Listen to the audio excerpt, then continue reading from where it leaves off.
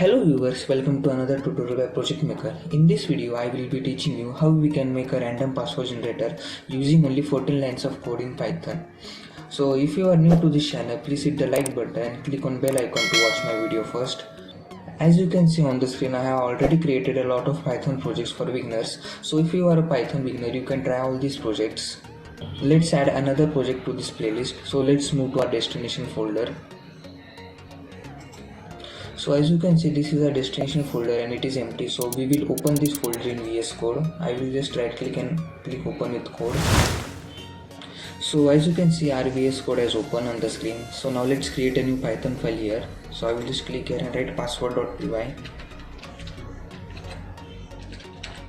So our Python file is ready. I will just zoom in now.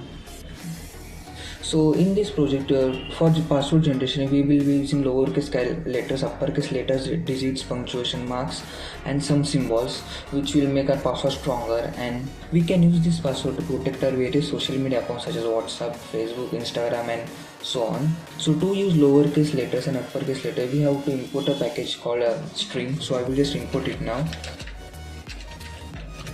and we will also import a package named random for password generation. To generate a strong password, we have to use a lowercase letter, uppercase letter, digits, punctuation marks. So for that, let's create a variable, say s1. So in s1, we will be storing lowercase letter. So there is a method in string which has ASCII.lowercase.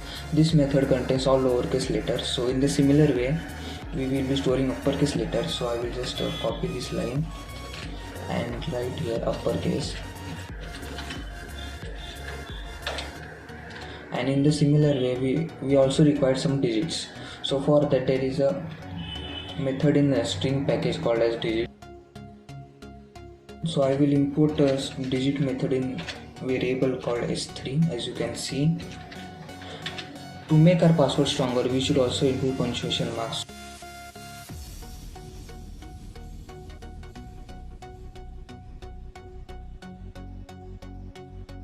We have stored a lowercase letter, uppercase letter, digits and punctuation marks in s1, s2, s3, s4 variable respectively. After that, we will be creating a list in which we will store all these variables.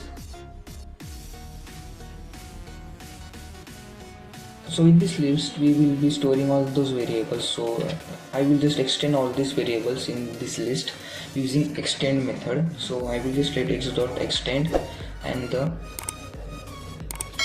variable name. In the similar way, I will be extending all 4 variables. So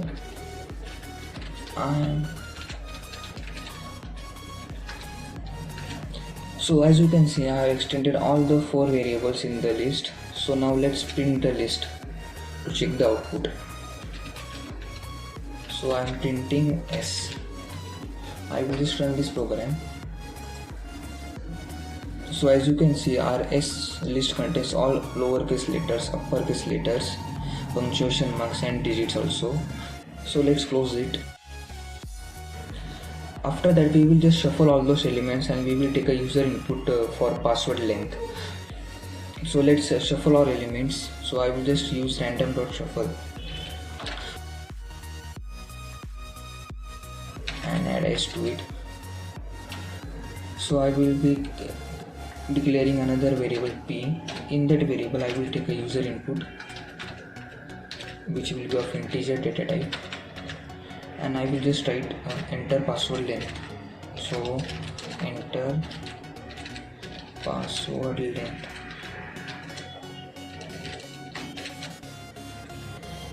After that, we will be just printing a password. So we will just print the password by typing your password is.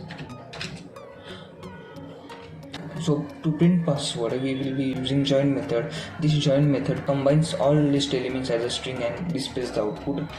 So let's use this join method, and I will just write s and from 0 to. So we will be just using first letters. So I have used join method, as you can see here.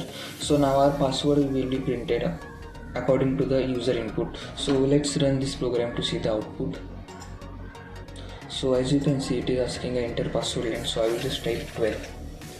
So this is my password, which is not hackable by any hacker in this world. So we can use this password to protect our social media account. So this was a random password generator program, as you can see. You can use this program for multiple times to generate multiple passwords to protect your multiple accounts from cyber threats. So here comes the end of this video, and as you can see, I required only 14 lines to run this program. And if you face any queries while running this program, you can simply comment below or message me on Instagram. Thanks for watching this video.